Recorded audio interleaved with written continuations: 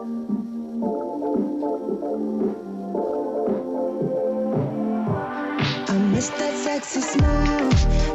everyone, how are you? Welcome back. I was out on Monday, but I am here now, and we are going right in today. We have a very special guest. What do you know, audience, about Planned Parenthood?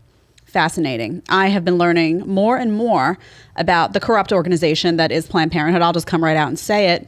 And I wanted to get a very special guest on today for the hour to discuss all of this with you. Her name is Abby Johnson.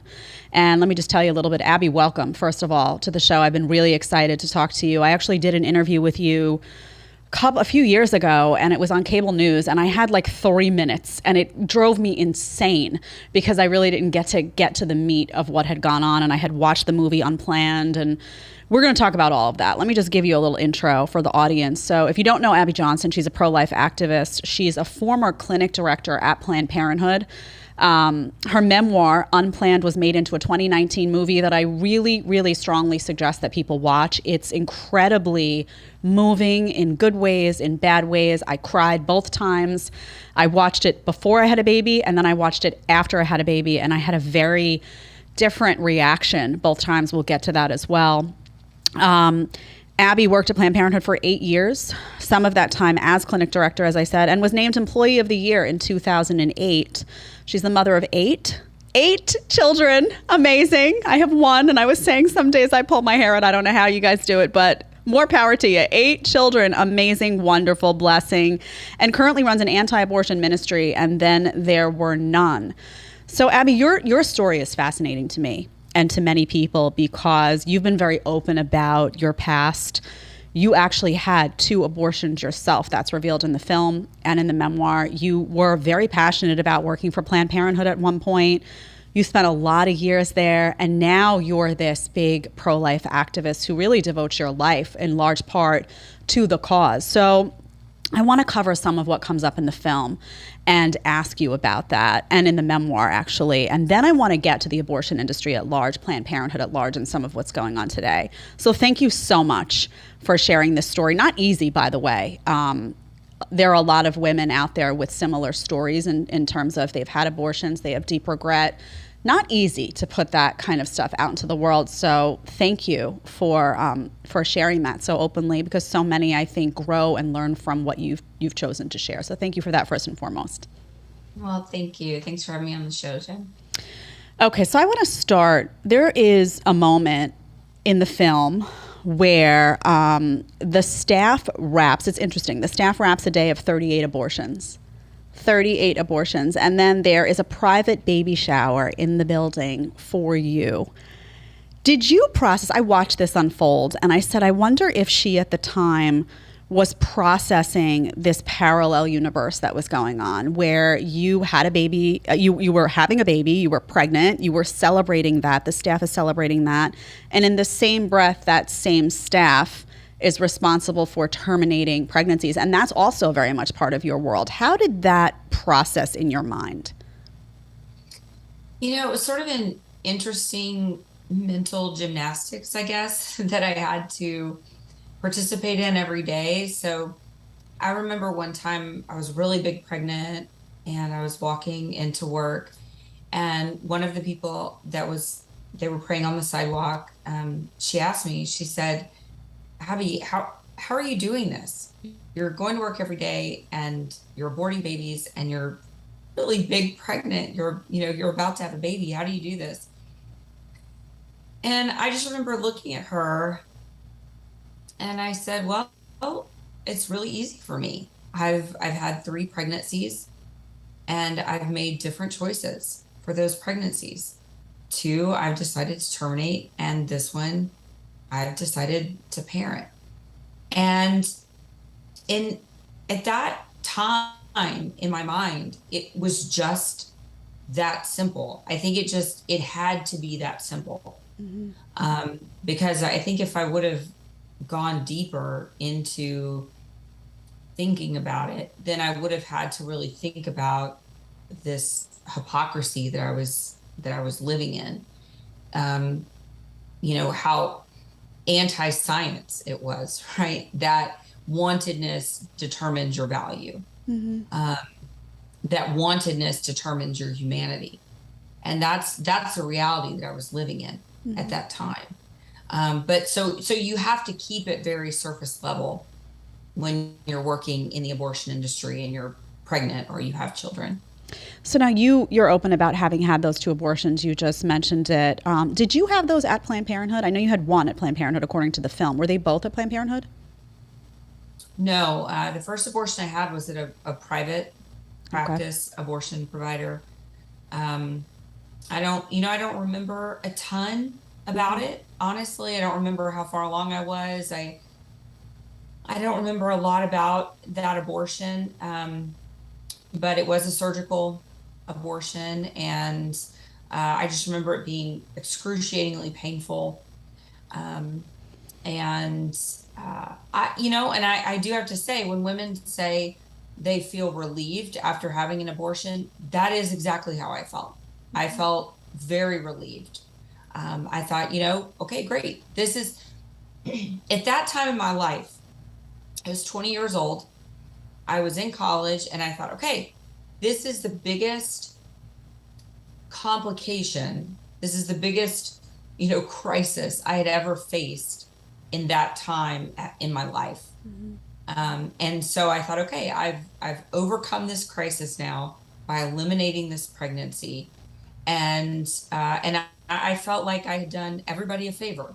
I had eliminated this embarrassment that my parents would feel, having a child, their daughter who, got pregnant and wasn't married, and, eliminated any shame that I would feel by, being that child that was pregnant and unmarried. And so I thought, I've just done everybody a favor. Now looking back, I think I really didn't give my parents enough credit.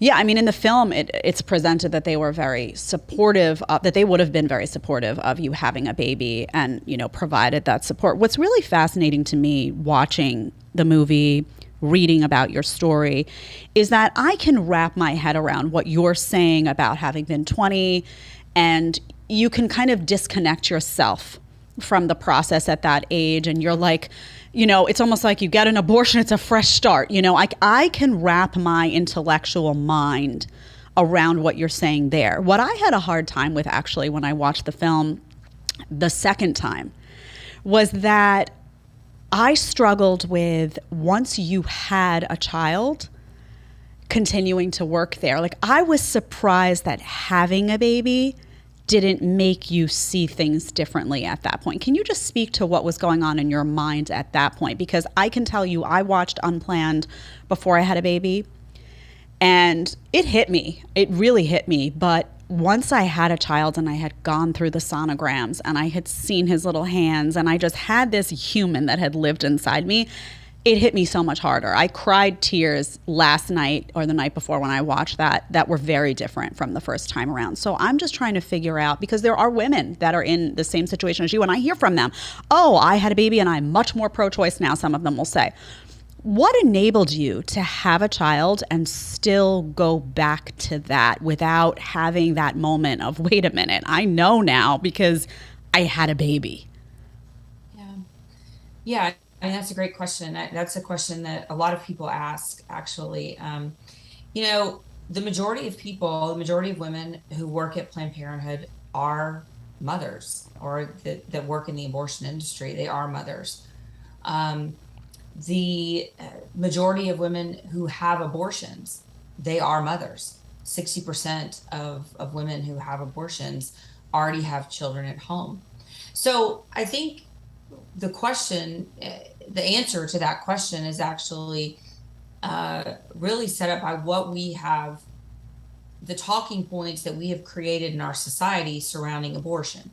So, and this shift really took place by and large by Planned Parenthood around 2005. So prior to that, the talking point for abortion had been to keep abortion safe, legal, and rare. So it was all about, making abortion rare. Certainly you don't want to make abortion, safe, legal, and plentiful, right? So Abortion was supposed to be rare. That's what everybody said. That's what presidents said. That's what the media said. And that's what Planned Parenthood said. That's what the industry said. That's what the abortion lobby said. And it made sense. It made so much sense, in fact, that even moderate Republicans got on board with it. Even people who were sort of apathetically pro-life said, okay, that makes sense. That's something I can get behind. But around 2005, the talking points began to change. And they changed directly because of Planned Parenthood's marketing. And the talking point shift became women choose abortion because they care about themselves, their current family, and their future family. So now all of a sudden, abortion became something that women do. Like, I'm having an abortion because I care about someone else. I'm having an abortion because I can't possibly feed my current family if I have another baby. So I'm taking the life of another human being in order to provide for my current family or my future family. And that's really how abortion has been set up and has been talked about in our country since about 2005. Um, so it's for over a decade. Abortion has been made to seem like it is this selfless choice. Well, what else are you going to do, single mom? You can't possibly provide for yourself and these children that you already have. So of course, the choice that you're going to make is you're not going to get yourself a better job. You're not going to go through job training and get yourself a better job. You're not going to take advantage of scholarships or education and get yourself promoted up through the job line or whatever it is, right? You're not going to do those things. What you're going to do is you're going to take the life of the innocent human being that's inside you. And that's what's happened in our society. We have pitted women against their children instead of truly empowering women to do something better for themselves, right? We have pitted women against their children. So, and that's an interesting point about safe, legal, and rare, because there's also a scene in the film where you're at a Planned Parenthood meeting. The individual who's playing you, that is at a Planned Parenthood meeting, and the goal is presented to double the number of abortions the following year, to perform abortions up until 24 weeks. And one of the things that and of course we know it's a movie, but I'm going to ask you about how much of this was accurate in terms of what you went through. But your boss in the film says nonprofit is a tax status, not a business model. And it becomes very clear to viewers that Planned Parenthood was assessing their new business model, which was that their money was coming from abortions. And it goes so far as for her to say to your character in the movie, well, that's what pays your 401k and that's what pays your salary. So I want to ask you about behind the scenes, what are those conversations like at Planned Parenthood? What were they like for you? Is it talked about that abortion should be the focus, or is the financial component discussed? Did you feel that there was a business model that highlighted and put abortion at the top of that pyramid, was openly discussed? Tell us a little bit about what went on behind closed doors with respect to that. Yeah, 100%. So in those meetings and those, management meetings that we would have every month, abortion is what fuels the financials at Planned Parenthood. So they're not really making money off of birth control and pap smears and STD testing. They're actually losing money on that in most situations. So they're sort of a loss leader in those categories, but they know that if they can get a hold of people in those markets, then, and they become sort of a trusted name in households for those people. Those people, when they have an unattended pregnancy, they will more likely go back to Planned Parenthood for an abortion. So some people say, I don't know, I mean, that sounds sort of conspiracy theorist, but it's not. Doesn't. Business model. It works for them. Okay. So, you get a woman on birth control and according to them, these are their own numbers. Okay, this is what Guttmacher comes up with. And Guttmacher Institute is a well-known pro-choice research lab, basically. Um, so Guttmacher says that 54% of women who have abortions were using contraception at the time that they got pregnant. Okay. So, what's Planned Parenthood's goal? Let's get these girls on birth control. Let's really encourage risky behavior because they're on birth, encourage them at a young age. That's why Planned Parenthood is in the schools starting in kindergarten. Okay. So let's become their trusted healthcare provider at a very young age.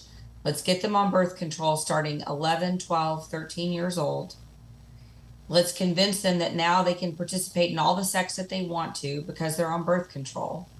So let's encourage them to engage in risky behavior, which then is going to turn into STD testing, right? So then that's a product that they can sell to them. And what we know to be true is that people who engage in high risk sexual activity are more likely to have an unplanned pregnancy. So because we've already had these multiple touch point experiences with them, starting in the school, then with birth control, then with STD testing, they are most certainly going to come back to us when they have their unplanned pregnancy. And we can sell them that abortion the first time, maybe, before they're 18 or maybe before they're 20. If once you have one abortion, statistics tell us you're more likely to have two. So by the time they're 25, they'll probably come in for their second. And then by the time they're 30, they'll probably come in for their third. That is the ideal Planned Parenthood business model for a patient. And so in these management meetings, that was openly talked about. And, they would show us a graph and they would say, okay, here's all of our red numbers. Here's where we're a loss leader in family planning. And then here's where we need to make it up. And that's in our abortion model. And so you are a salesperson for abortion. And, people will say, well, how do you sell an abortion, right? How do you do that? Well, I mean, every time a woman comes in for a positive pregnancy test, your goal is to turn that positive pregnancy test into an abortion appointment. So let me ask you, I want to interrupt there just 1 second because that's fascinating to me. So talk me through that. A girl, let's use your clinic as your personal experience as an example. A girl, whatever age, walks into the clinic, takes a pregnancy test, gets a positive. Now, are you directed, I'm being very specific about how I'm asking this, are you directed by Planned Parenthood, by your superiors to go in and sell an abortion to that girl? What does that look like? What does that girl hear from you? Have there ever been instances where someone's on the fence and it's your job to tilt them one way or the other and that one way is toward an abortion? Walk me through that. Yeah, so a woman comes in, young woman comes in, she has a positive pregnancy test. Now, my job is to go into that room with and to convince her that an abortion is the best thing for her. So, and yeah, I mean, it's very directed. It's very directed from our supervisors. In fact, Jed, we had a whiteboard in our staff break room, and it had the goal, the number of abortions that we needed to sell in a week. And my job as the director was to count down day after day how many abortions we had sold. And so I'm to, go in and erase and write down, okay, we've got 26 more abortions to go this week, guys, keep up the good work. That's my job as the director, is to keep encouraging them and to be a cheerleader for them to continue to sell abortions. So I had this young woman in front of me. or maybe she's not young, right? I mean, maybe Hmm. she's, older. But I have this woman in front of me, and she says to me, I don't know, I'm thinking about keeping my baby. So in that moment, my job in that moment is to wreck her plans. Hmm. So my job in that moment is to help her understand how difficult it's going to be a parent in these times. Wow. Don't you understand how expensive daycare is? Do you have support? Oh, you don't have a lot of support? Well, you really need a lot of support if you're going to have a baby. If you're a single mom, that's a really easy sell. If you're a single mom, it's an easy sell to convince a single mom to have an abortion. Abby, is Um, that, not to interrupt, but is that part of training? Or is that something that you like? Who tells you, who directs you to do that?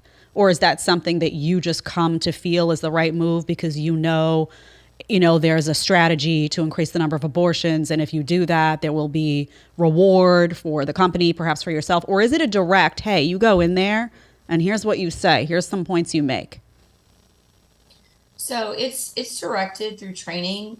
We had a training from the Consortium of Abortion Providers, which is a sort of a subgroup within Planned Parenthood. It's called CAPS, and they put out a training video, and that was one of the things I did toward the end of my time with Planned Parenthood. I went around and trained um, different clinics on how to normalize and destigmatize abortion. And part of the training was, in fact, um, how to talk women into having an abortion, how to convince women that having an abortion was a good decision. And it even went so far into how to convince Christian women into having an abortion. Wow. So one of the components of it, one of the curriculum components of it, was religious objections. So if a woman came in and she said to me, um, I don't know, I just think abortion is a sin. I don't know if God could forgive me. Then the scripted answer that we were to give back to her was, well, do you believe in a forgiving God? Mm. And of course, her answer is going to be Wow. yes, right? And then Unbelievable. we say, well, don't you think that God understands your current situation and wants you to do what's best for your current family and your future family? Wow. There's something mentioned. I've heard this discussed quite a bit, but I also saw it in the film, which is that, you typically see people praying outside of Planned Parenthoods.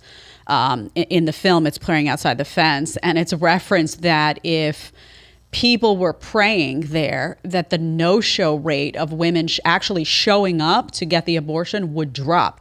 Talk to me a little bit about that, because that would imply that if girls were unsure or women were unsure and did have support, that they felt there were other options or could kind of lean on another option, which would be a lot of those prayer warriors at that fence, that they wouldn't make that choice.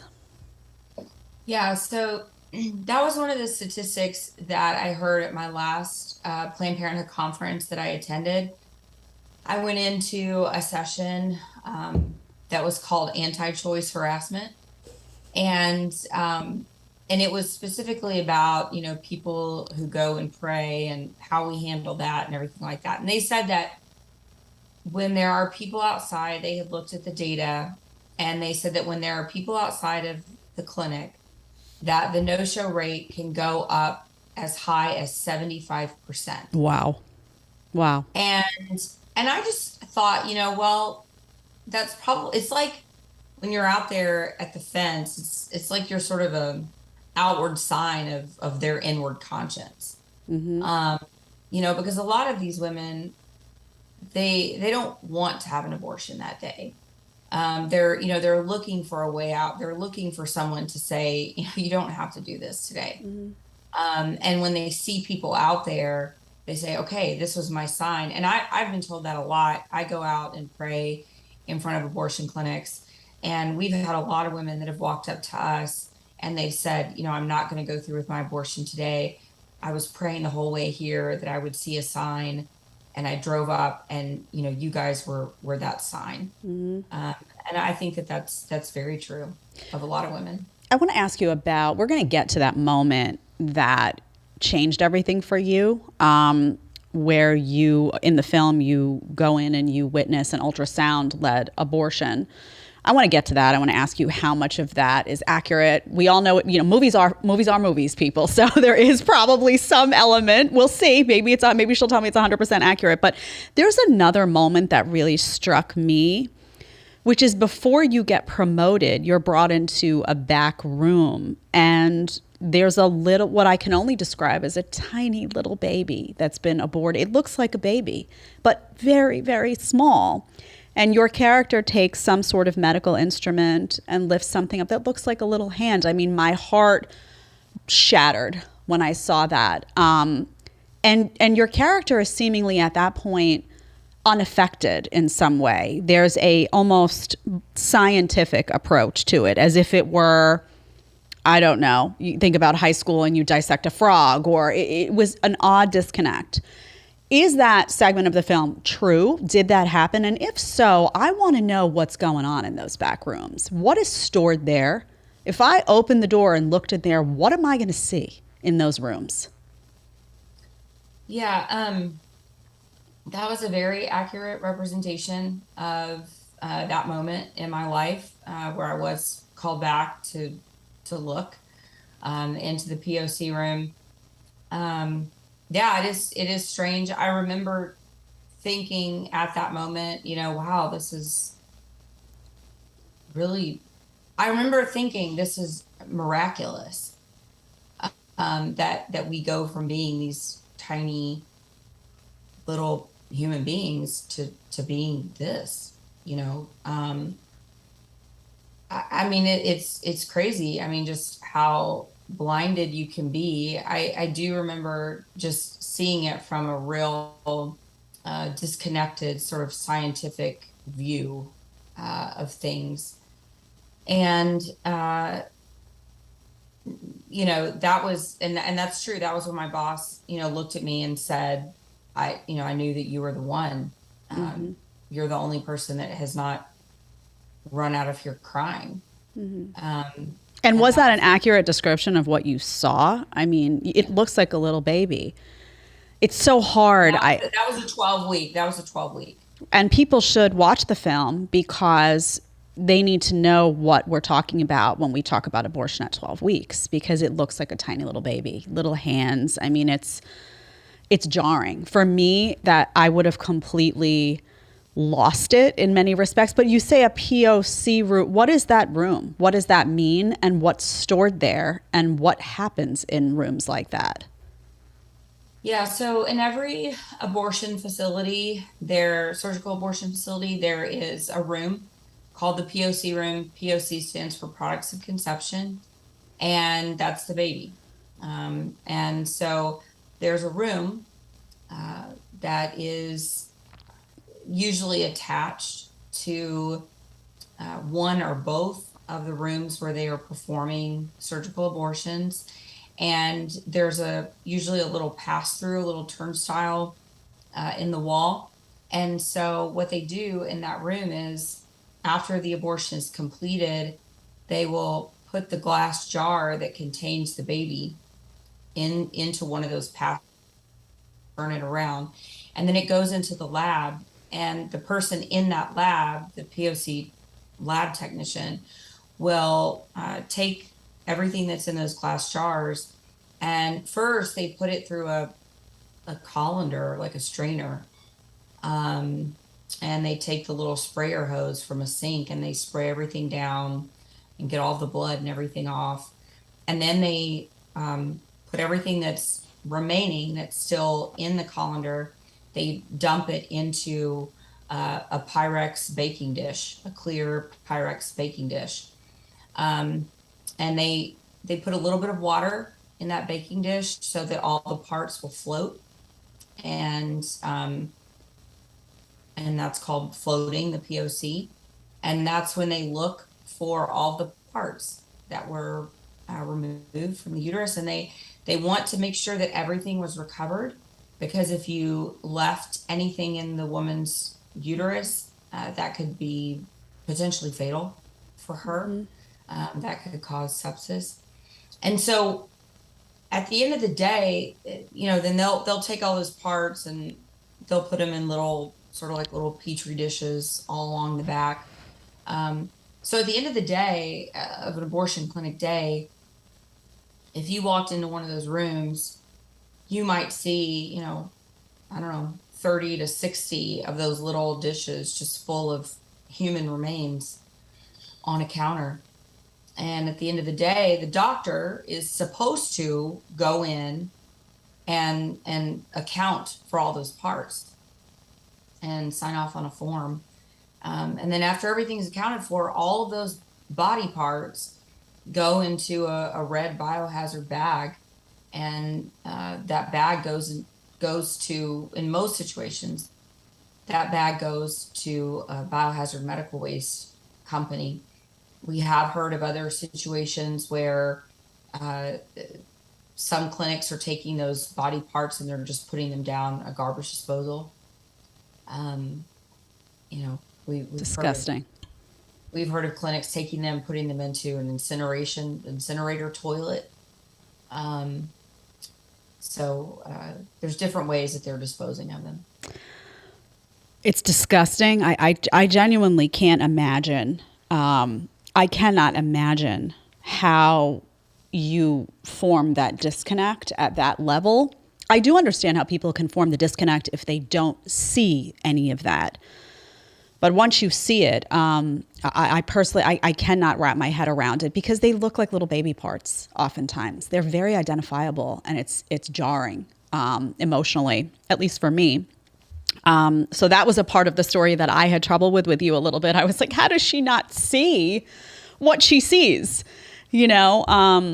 And I guess we all have our own journey in that, in terms of what we detach from, and, everyone's different. And I try not to judge how everybody gets to a place, hopefully the right place somehow, and we all do it differently. So it's not judgmental. It's just more trying to understand, and imagining myself in that room, which I would have just probably been that person that ran out crying and they said, forget it. She's not it. Don't promote her, But I want to ask you a couple of things. One is, how many times did you see something, or if not yourself see, but know of something that went wrong on a table? And was there a hesitance that's implied in the film to call an ambulance because of fear of the way that publicity would play out?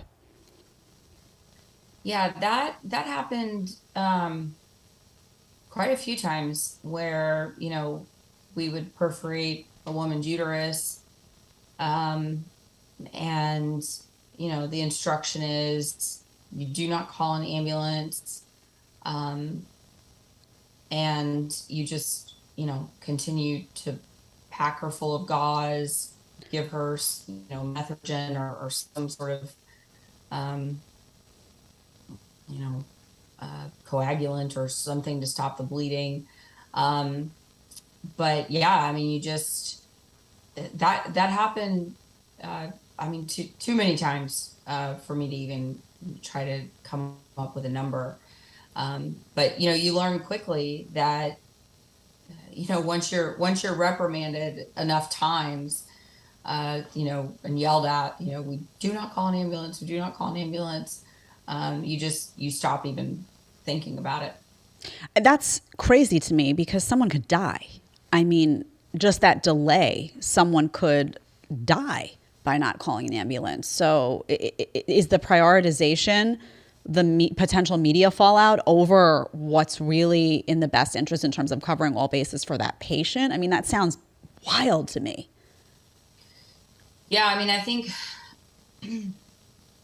you start to prioritize the PR of the facility, yeah, over the patient's lives, mm-hmm. And their health care. And that what's interesting though, and I've talked about this some before, you really, once you work there for a long time, you really start to have everybody gets involved in the abortion industry because they want to help women. And I feel like everybody, most people who get involved in the abortion industry, their intentions are good, and they want to help women, and they feel like, oh, I'm doing something good for women. But we've helped 630 women leave the abortion business. And one of the things that we hear a lot from them, and one of the things I experienced too, is you start to have this over time, you start to have this disdain for women. And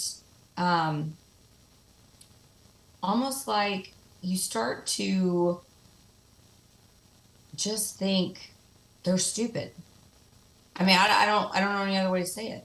But you get into it wanting to help women, and then all of a sudden, these people that you got in there to help and to fight for, you don't care anything about them.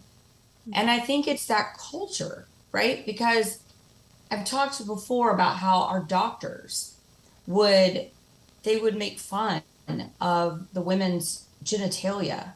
They would make comments about the way they looked or the way they smelled, or they would the other staff members would make comments, how they lived, or the cars they drove up in, or oh, they don't need to be having another kid anyway, let's just go ahead and kill this one. And it's this culture in there that is so negative and so macabre and just so it's just sinister. Mm-hmm. It's just a very dark, sinister, evil place. And you just suddenly stop caring about people. You stop caring about the people that you initially got involved with to help. Mm-hmm. And it's a strange thing to be sort of sucked into, but it just happens. It happens to your mind. It happens to your soul. I mean, you just become you begin to dehumanize people, and you yourself become really dehumanized in that process. I mean, it seems essential to the machine, frankly, because if you actually cared about women and the goal was to prioritize women, you would be encouraging them to think things through. It wouldn't be a push one way or another, first off. And I don't see how anyone would be able to operate in an institution like that unless you had a complete disconnect from the sanctity of life and the beauty of human life. I mean, it's the opposite. Kind of think of how when you walk through a hospital can be very menacing to a lot of people. You go through the maternity ward and you're like, babies, it's an instantly uplifting feeling because new life is coming into the world. So if you have an institution where so much of their money comes from the destruction of life, I truthfully don't see how it could be anything but dark at its core. I want to ask you about that that moment that was life-changing for you. It's depicted in the film in a way that's, I really encourage people to watch the movie. I don't care where you stand on abortion, that's up to you. You make that decision for yourself, but you really should know what you're advocating for or against. And you should watch what happens in that moment. Abby walks into a room, is asked to step in and assist on an ultrasound-led abortion, and they show it on the screen. They depict an image of what happens. Can you just talk me through your emotions that day? And I want people to know what happens in a procedure like that. I want you to be specific, because this cloud we protect ourselves with of I don't want to know is what enables this to continue. And people need to know. And if you're okay, you listen and you watch and you do your research, and at the end of the day, you're okay. Okay.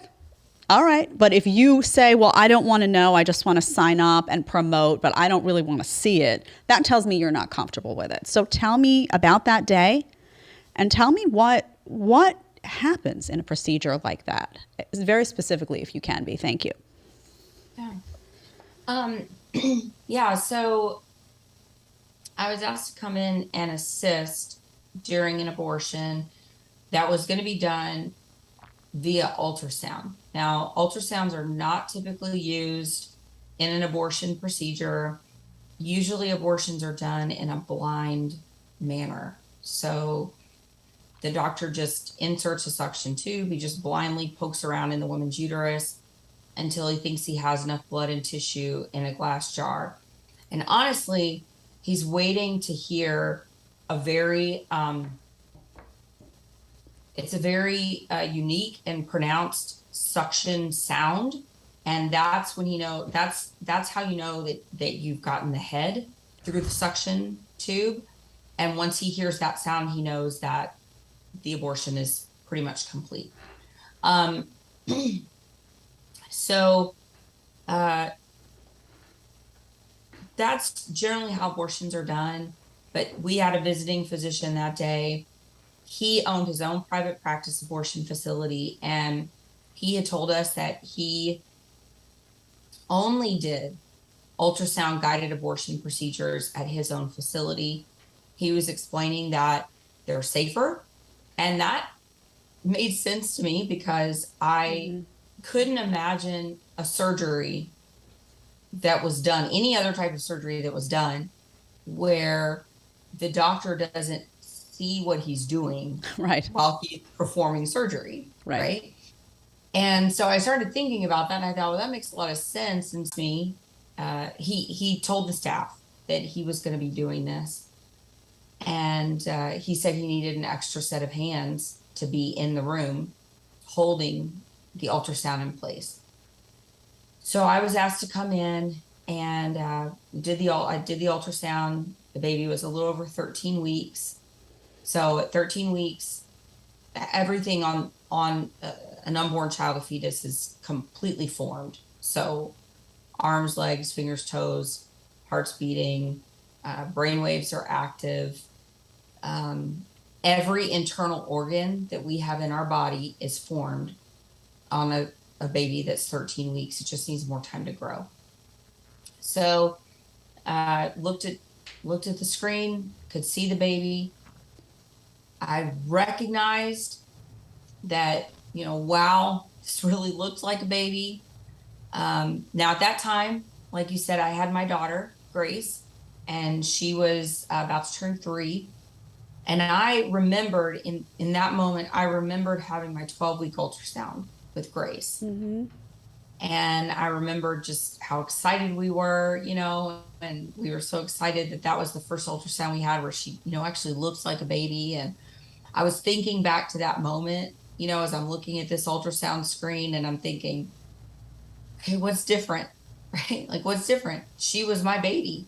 Right. Then at 12 weeks. But this isn't a baby. I mean, I remember I was having these conversations in my head, and it goes back to that wantedness piece, and that's the abortion science that they really promote, that, if a pregnancy isn't wanted, then it's not a baby.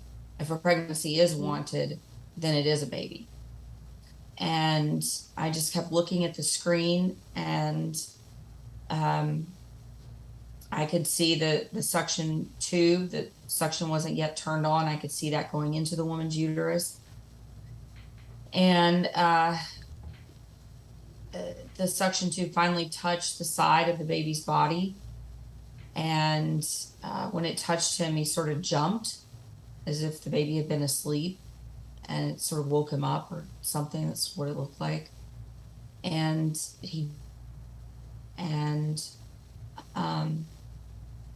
the doctor kept, pressing in with the suction machine, and the baby started flailing, just moving his arms and legs. It looked like he was trying to find another spot in the uterus, but there's nowhere to go.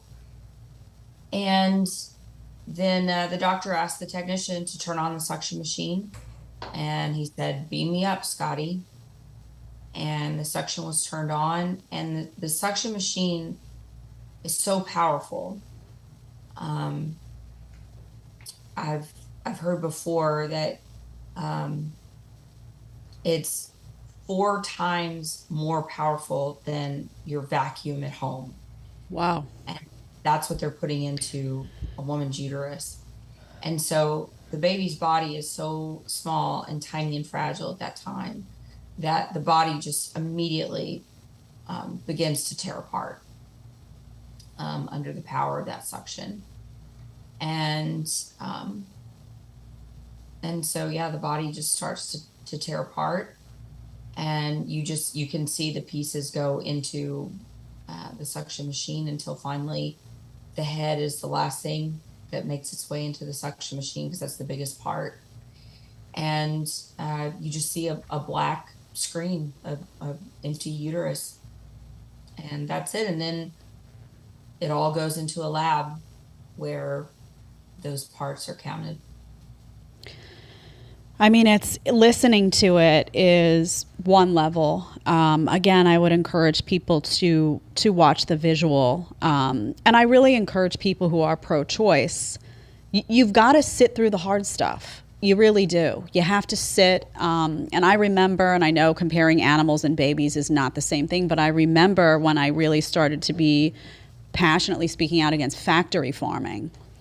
I watched those videos. I watched every single one of them. I watched what was going on, and I made sure that I was making an informed decision about how I felt about something. And in the same respect, if you're going to advocate for a pro-abortion cause, and if you're going to talk about a 14, 13, 15-week-old baby, you need to know what it looks like, and you need to know what goes on in these procedures. So I strongly encourage people to watch this. So you left that day different. You left as someone who felt very differently about what was happening there. What was different, and what did you do at that point? So, yeah, I honestly, I felt really dumb. I felt like I felt like I had been, just really duped by this organization. And I felt like I was this huge liar. I just thought, oh my gosh, I have lied to so many women. And I hate liars. And I was the biggest liar I knew. And I thought I could never participate in abortion again. And, but I thought I can't leave until I have another job, because I made a lot of money at Planned Parenthood, and my husband was a teacher. And so I thought I need to be able to make income before I just quit. And so I went home, I told my husband what had happened. And I started looking for jobs, and I worked another week at Planned Parenthood, and every day I went in, I cried. I was like, I hate doing this. I hate coming here. And so a week went by, and the next Monday I went into work, and I had gone a whole week without participating, like being in the room or talking to a woman having an abortion, like directly participating in an abortion, right? And so I was feeling pretty good. I'd been able to skirt around being in an abortion room or anything like that. But then the next Monday rolled around, and I was sitting in my office, and I saw this woman walk out of our clinic, and she was getting into her car, and she was holding a brown paper bag. And I knew in that bag was abortion pills. And I just thought, I'm still doing it, right? I mean, I'm still here. Everything about Planned Parenthood is about, everything surrounds abortion. My paycheck is coming from abortion, right? Everything is coming from abortion.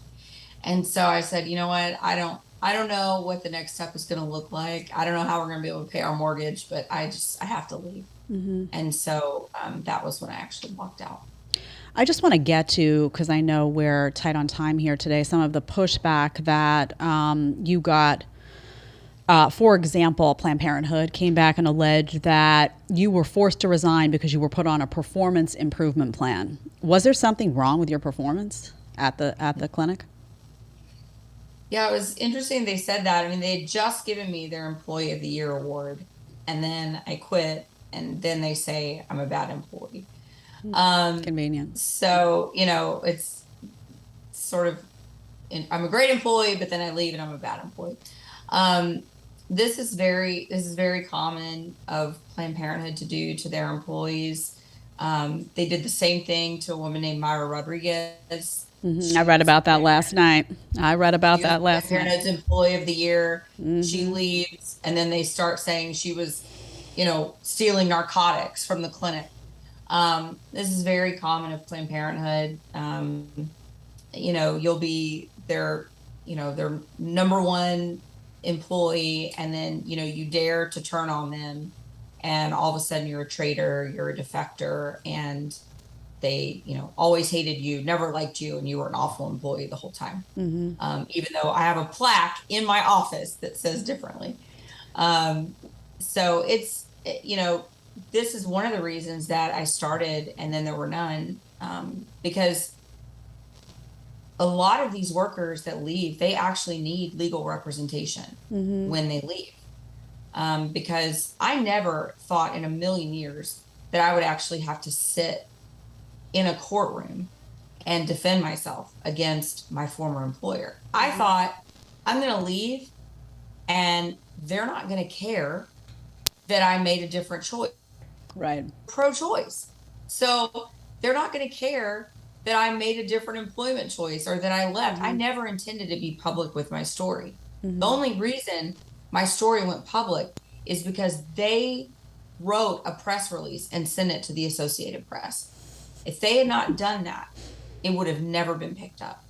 They made that decision. Yeah, and it's interesting because some of the other pushback is that the accusations are that you were promised speaking opportunities and you were in financial trouble and this was totally an opportunistic move on your part. They also even allege that there were no ultrasound guided abortions that day and that you were never asked to be in a room assisting with any sort of abortion. So they claim that pivotal scene in the film is just not true. What's your response to that? I mean, all very interesting points, all things that they could have brought up in court when they took me to court, right? None of those things have ever come up in court.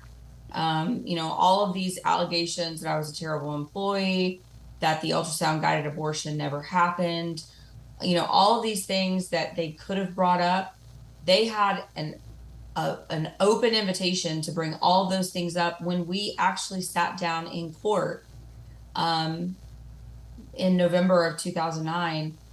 They never brought any of that up, and that was their opportunity to do so. So, I have to believe that if they really had hard evidence showing that my story was a lie, if they really had hard evidence showing that I was this terrible employee, they would have brought that up during the court proceedings. I want to ask you, and I wanted to do a little bit of a wrap up on Planned Parenthood's current numbers and stuff with you, but I think we're having some visual trouble. Am I correct, guys? Okay, we're having some visual trouble, so I'm going to have to bring you back to do a larger conversation about Roe v. Wade today and all of that stuff. But I just want to have a final message for you, and I apologize. I could talk to you all day, and I have like a whole bunch of stuff I want to get to, but I don't want people to not be able to see you and only to hear you right now, and that's what's happening. But I just want, if you can just give a message out to women who have had abortions and who are having a really hard time forgiving themselves for that, because, and I hear from them every day, they're now, part of the pro-life movement and they've made these big changes in their lives, but they can't let that go. It's almost like it burrowed into them, and the guilt and the memory is just, it's just unbearable. What do you say to them? I understand that pain and that sorrow very intimately. Having had two abortions myself and living with that burden of participating in thousands of abortions. The grief of that can really overtake you if you continue to live in your past. And I came to the realization one day that was not where God wanted me to be. That was not where God wanted me to live. He wants me to live in the present, in this gift that he has given me every day when I wake up. And I think that the past and our future, those are two places that we can't control. And I think that that's where the enemy wants to keep us. Mm-hmm. But God wants to keep us in the present with him. And I think that, God wastes nothing. He has wasted none of my past. He's wasted none of my mess.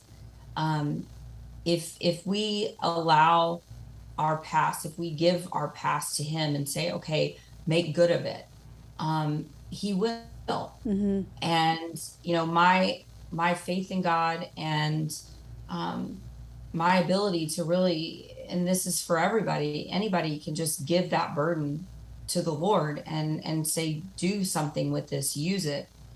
And if we do that, if we truly give it to him, that the burden is light for him to carry. And it's such a better life for us if we do hand that over to him, because he doesn't want us to live with this heavy burden. Mm-hmm. And live in bondage. And I always encourage people, if they've been involved in an abortion in some way, whether it's men, you've taken women to have abortions, or you encourage a woman to have abortion, you pay for it, or women, you've had an abortion yourself. There's so much power in your testimony. There's so much power in just sharing your testimony. So you don't have to go on a show like I do. You don't have to, mm-hmm. Stand up in front of thousands of people every year and share your story. Right. But there is power in our testimony. And so even just sharing it with a friend, sharing it with your pastor, sharing it with someone that you trust, whatever we expose to the light, darkness has no control over it anymore. Mm-hmm. And there's such freedom in just sharing our experiences and getting it out into the light. Well, Abby, I want to thank you. Like I said, I had a bit more planned today that would bring us into some of what Live Action has been investigating and whatnot. I would love to have you back if you're willing. We can, talk separately about that. But your story is very empowering to people. It's very important, and it gives me an opportunity to remind people to read your book, Unplanned. Watch the film Unplanned. I know it's a movie, guys, gals, everyone out there, but it's very important stuff. And to follow you on your social media. You're always talking about what you're doing, the latest things you're doing in the pro-life movement. And again, your ministry, and then There Were None. People should absolutely check that out. Abby, I want to thank you. Audience, stick with me. I'm going to be here with you when we wrap this to do a little bit of what I had planned. But Abby Johnson, thank you so much for sharing your story today. Of course. Thanks, Jen. Okay, audience. So I'm here. We had a little bit of technical difficulty there with Abby. Unfortunately, we could hear her. I know that some of that read like a radio interview. You were able to hear everything she was saying. You weren't able to see her for a lot of that. It was hard for me to tell what was going on over here. What you don't know about this set is that we're all in the same room, so they're not sending me messages through my headphones, so I'm kind of trying to figure out what's happening. I didn't want to cut her off for the reason that I think her story is very important, and I also know a lot of people listen to the show and they're not seeing the show, and I didn't want to lose that opportunity in the middle of her story to cut it and then bring her back, and we would already, I wanted her to complete her journey, and I can button this up for you, and I want to. Tyler, are we able to still pull everything on our end for the audience as we would? Okay. So here's what I want to do. You just heard her story. This is a woman who worked for Planned Parenthood. She was behind the scenes. She was in those rooms. She was involved. Her claim is that she witnessed this ultrasound-led abortion. Now I want to give you some information about some of what goes on at Planned Parenthood. Let's do that. Okay, so Live Action is a pro-life organization run, I think Lila is still in charge. I'm not sure if Lila Rose is still running it. She founded it. It's very important. They went out and they did these investigations into Planned Parenthood for a very long time. They were on the ground. They went undercover. They went into numerous locations. Here's just a taste of some of what they found. And you can go at liveaction.com and you can watch videos of all of this stuff and more. Believe me, I'm just touching, it's like tip of the iceberg. You can go watch these videos and see for yourself what these employees of Planned Parenthood say and what their actions are. Here's some of what they discovered. This is one. The investigation found 8 Planned Parenthood facilities in 6 different states were willing to cover up sexual abuse, including disregarding mandatory reporting laws of suspected statutory rape. Facilities also provided instructions on how to circumvent parental consent laws. Oh, isn't that interesting? Fascinating. Sounds like a stand-up organization, no? This is another one. A Live Action investigator calls 30 Planned Parenthood facilities in 27 different states inquiring about mammograms. Every Planned Parenthood, without exception, tells her she will have to go elsewhere. And many admit that no Planned Parenthood facility provides them. Now, why is this important? Well, this is important because in 2011, Cecile Richards, who was the president of Planned Parenthood at the time, made a statement that intimated that they provide mammograms. And this was picked up by people, big names, President Obama. It became the talking point. Oh, you want to shut down Planned Parenthood? They're providing these services, these mammograms. It was all over the place. So much so that the Washington Post had to step in, not a conservative publication, by the way, in 2015. A fact checker stepped in and concluded the myth that Planned Parenthood actually offers mammogram x-rays to patients has been long debunked and needs to stop being repeated. A whole bunch of Pinocchios that came in there. Here's another one. Live Action's undercover investigation demonstrates that Planned Parenthood will even deny a pregnant woman her right to know the basic scientific facts about her own pregnancy. The deliberate withholding or fabrication of basic information to sell more abortion should mean the immediate revocation of medical licenses and full prosecution under the informed consent laws that exist in nearly every state. Let's do one more. A number of undercover phone calls exposed Planned Parenthood, the nation's largest abortion chain, lying to women about abortion risks and recent medical emergencies at its abortion facilities. One thing I didn't get to ask Abby was what happens if someone walks into the clinic and wants to look at their ultrasound. My understanding is that they will not show women. Planned Parenthood will not show women the ultrasounds. Well, do you know why? I will tell you, I didn't really understand this before I had a baby. Because when you look at the ultrasound, you see a little baby. You see a little head, you see a little person. Let me tell you, my son was so small. He was so small, and he would put his little hand up because he couldn't stand how many sonograms they make you do now. That's a whole other conversation about medical bureaucracy. He couldn't stand it. He would put his little hand up, and you could see little fingers on his hand so early. And he had a little personality. He was saying, Mom, enough. I don't want that. I'm trying to sleep. So they know if these women can see these images, if these women look, they are going to see this is a growing person. This is a bigger decision than it's being made out to be. And there will be an inclination that will be maternal, and there will be an inclination that will be not so selfish. Okay? These women will think twice or 3 times or 4 times and maybe say, let me go home. Maybe I do need to tell my parents. I don't know. Stuff happens in your head when you see that sonogram. Things become real and tangible and different. And they know that. So they don't want you to see them. They don't want you to see them. Of course not. If the business is to get more abortions and to make money on more abortions, do they want you to see a sonogram that may make you change your mind? Hell no. Hell no. Now, I want to talk a little bit about this talking point that comes from Planned Parenthood. I'm going to summarize all this stuff quicker than I would have liked. I wanted to go through this with Abby because I think it's interesting from an insider perspective. But regardless, these are facts that need to hit your ears and your eyes. Planned Parenthood will often come out and talk about how 3% of its health services are abortion services. They love to say that. Why? Well, because if they come out and they say, we are an abortion provider, they will lose people. They will lose interest. They will lose people. People aren't going to say, well, I thought you were providing basic quality care. Like, I thought that was just something over here that happens really small. I don't know if I want my tax. I don't know. Maybe it should be defunded. I don't know. I don't want my money to go toward.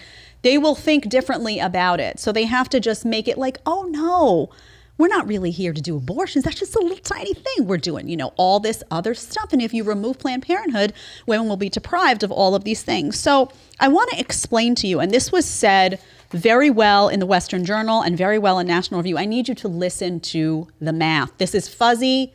This is brainwashing. It's only 3%. It's brainwashing. So I need you to turn your brain on right now with me. Listen, from the Western Journal.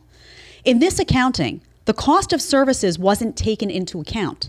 Prescribing oral contraceptives at a cost of $20 and a second trimester abortion that costs in excess of $2,000 are both counted as services to Planned Parenthood providers. You understand that? They're both services. One is $20. They don't make any money off of it. One is $2,000. They make quite a bit of money off of it. But they're obviously not comparable in terms of income or incentives. Again, a Washington Post fact checker declared the 3% figure misleading and dinged the organization for that. Because obviously, if you have a business and you have a bunch of services that you offer, and a lot of them don't bring in any money, but one brings in the vast majority of the money, what is your business model going to be? To increase the service that's bringing in the money, right? This is a business. This is a business. They want to make money. So don't tell me that the agenda inside the walls of Planned Parenthood isn't to increase abortions. First of all, Abby's telling you she worked there. She was the clinical director. And obviously it is, because look at where the money's coming from. This is a fantastic example from National Review. I want you to listen to this. It's a couple paragraphs. It's worth your time because you need to be able to battle these talking points. This is like, you've got your Hollywood celebrity shows on TV, but it's only 3%. You in your community, in your local community, need to battle this stuff. I am here to empower you to do just that. Listen, by Planned Parenthood's math, a woman who gets an abortion, but also a pregnancy test, an STD test, and some contraceptives has received 4 services. You understand that? And only 25% of them are an abortion. This is a little like performing an abortion and giving a woman an aspirin and saying only half of what you do is abortion. Do you get it? Listen, such cracked reasoning, this is fantastic, could be used to obscure the purpose of any organization. The sponsors of the New York City Marathon could count each small cup of water they hand out and say they are mainly in the hydration business. Oh, it's not about running. Do you understand how this data is being manipulated? Or Major League Baseball teams could say they sell about 20 million hot dogs and play 2,430 games, so baseball is only 0.012% of what they do. Maybe they're really just food salesmen. So you need to understand this, because what matters here is what's making them money. Look at any business. Whatever in that business is making them money becomes their priority. End of story. For Planned Parenthood, that is abortions. Let's keep going. All right, let's see. Oh, this is interesting too, just so you know. This is a side note before we get to some of the stats. In case you're wondering what else Planned Parenthood might be prioritizing in addition to abortions, and we'll talk about the stats on that in just 1 second because I want you to hear the numbers. They're also involved in gender-affirming care. In case you didn't know, we talk about the puberty blockers, we talk about the hormones for kids, we talk about all that. Well, big pharma friend, Planned Parenthood, said, well, there's a lot of money to be made here. You get these people on hormone blockers, that's going to be a constant supply of drugs. Oh, let's see what we could do here. So now that's what they're doing. This is from the Federalist. Even in states that have banned all or most abortions, Planned Parenthood facilities are fighting to stay open under the banner of gender-affirming care. A term unheard of by most people as recently as a few months ago, gender-affirming care has become the umbrella term for addressing gender dysphoria, especially in children and young teens through surgery, puberty blockers, and cross-sex hormones. It's better thought of as a profitable, appearance-altering experimental protocol. If you go on PlannedParenthood.org, there's a little file there for you too, Tyler, if you want to pull that up. It's up to you. They actually talk directly from Planned Parenthood about these gender-affirming services. So you understand, it's like they're thinking, well, this could be profitable. Let's see. While we're making all the money off the abortions, let's just go over here and see if we can get into gender-affirming care and what that looks like. Interesting, no? Let's talk some stats, shall we? Because I'm tired of hearing about, abortion is such a self-starch of what we do. Liars. Lifenews.com. Listen up. In 2020 to 2021, people lost businesses they spent their lives building. You know that. Maybe you were one of them.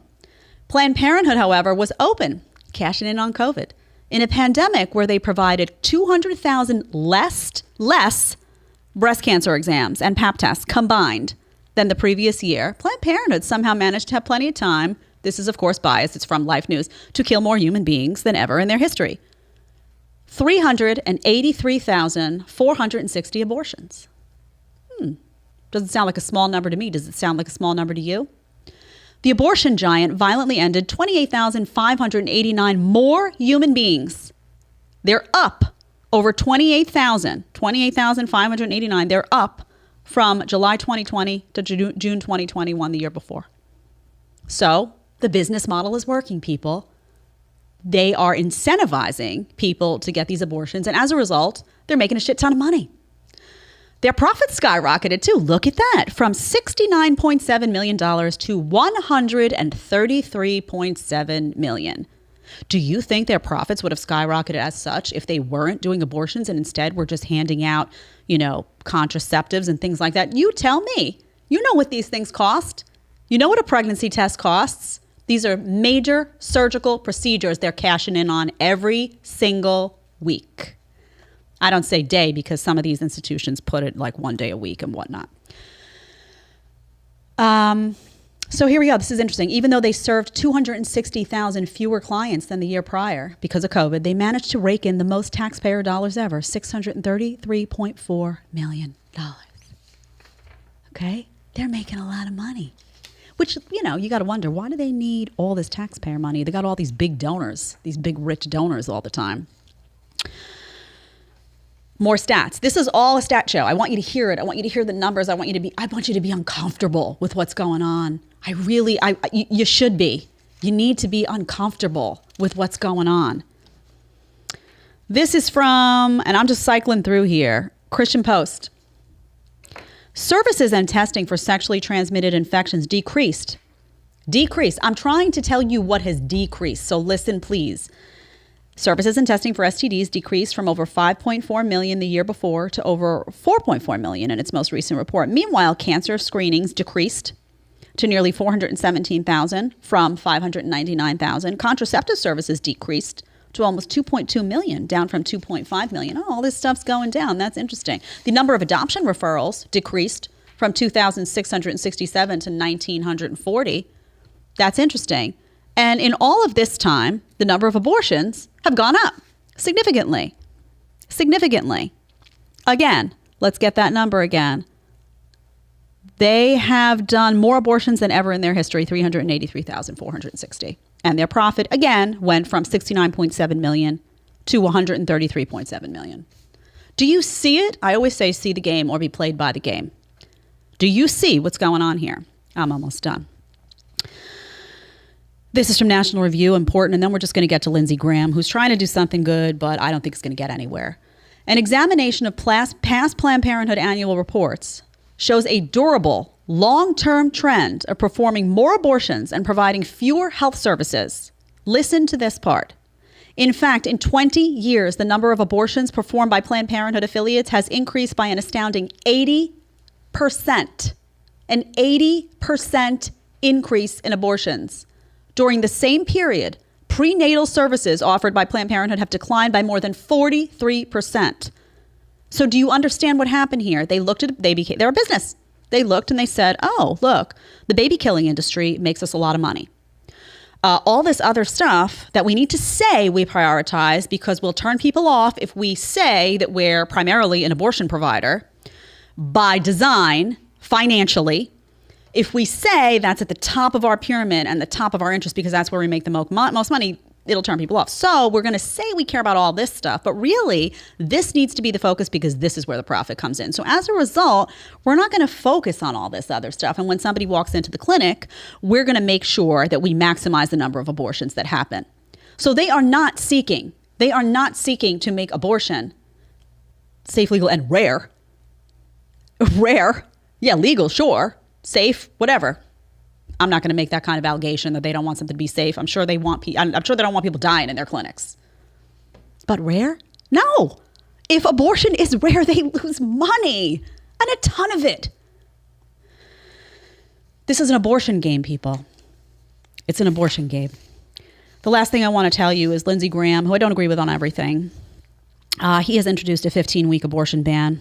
into as pro-lifers seek to put Democrats on defense. This is from Christian Post. He's doing what he can.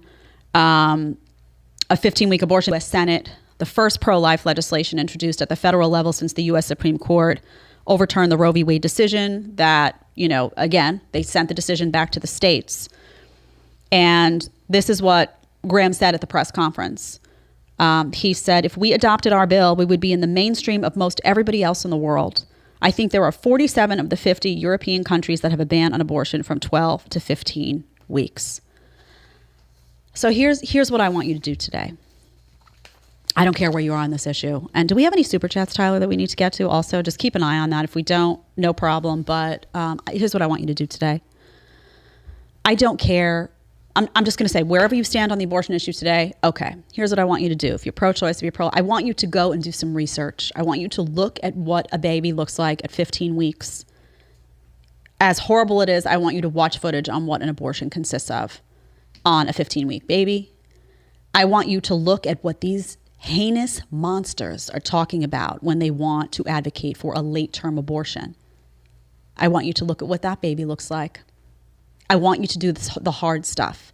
Because one, if you are pro-choice and you look at all that stuff and it doesn't bother you, I'd be curious to know why. But regardless, at least you've done your part and you say, this is who I am. I'm comfortable in where I stand. You have the information available to you. You've made an informed decision for yourself about where you stand on an issue. If you are pro-life and you go watch that stuff, that's hard to watch, you're going to be more passionate for the cause. People need to know what's going on here. It's disgraceful. And I'm just going to close by telling you what I told Abby. I watched Unplanned before I got pregnant, and it was revolting. When you see the things you see, I had to look away. It brought tears to my eyes in certain moments. I watched it this week in preparation to talk to her, and I was bawling because all I could see was myself in those rooms with this little person growing inside of me, and knowing the power of that, and knowing what was happening, and knowing what I was seeing on these sonograms. And I feel more motivated than ever to speak for this cause, because what's happening here is criminal. And it's happening because the new talking point is that somehow this is, autonomy over your body, and it's about, women's rights. And ladies, I'm sorry, but you have a little person growing inside of you. It's not just about you anymore. It's not just about you. When you are pregnant, you have a human being growing inside of your body. It is not just about you. You don't get to say that. There's two bodies. There's yours, and there's the one growing inside you. And let me also just speak to the men for a second, because men oftentimes get completely sidelined in the process, and completely have no say, and are told, it's my body, it's my body. Guys, speak up. Speak up, because it takes two people to make a baby. That's your baby too. That is your baby too. You must have a voice. I know it's not your body. And believe me, I know. I went through a pregnancy. There were times I remember one day I threw up. No joke. I didn't get nauseous a lot, but I threw up, and I looked at my husband and I was like, why can't you do this? Can you do this? Just take it. Can we 50-50 this? I'll pass the belly to you. You carry it around for a while. I'll feel nice and dainty, and then you can pass it back to me. Believe me, there are days in a pregnancy where you wish you could share some of that. So we're highly aware of the fact that, yes, it's happening in my body.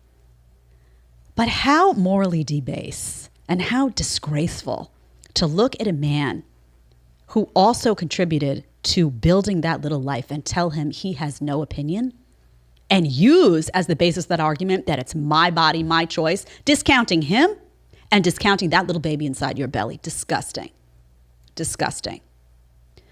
So I want to thank you for being with me today. I'm sorry that it didn't go as planned, but listen, this show is live. And things are going to happen, right? And we're going to work on a communication process so I know when people aren't on the screen in the room. But regardless, I would have done the same thing. I wanted you to hear her story one way or another, and we can have her back to talk about more of that if you have specific targeted questions. But I want to thank you for being here today. Tyler, do we have anything we have to get to in the chat? There's one comment here that's kind of interesting from Michelle. These women saying, it's my body. How ignorant and selfish. How did we get to this point? Unbelievably so. And let's not, listen, I understand there are circumstances where this must be overwhelming. You know, you could be an 18-year-old girl and not have family support and be like, what do I do? You walk into a clinic and you're just like, I just want this to go away. I understand that there are times in your life where selfish is the only option because that's the maturity level you're at. That's all you can do. Think about how selfish we all were at one stage. And I also understand financial challenges that people have, and I understand it all. I get it. I hear you. That is not justification to ignore the fact that it's a person growing inside you. It's just not.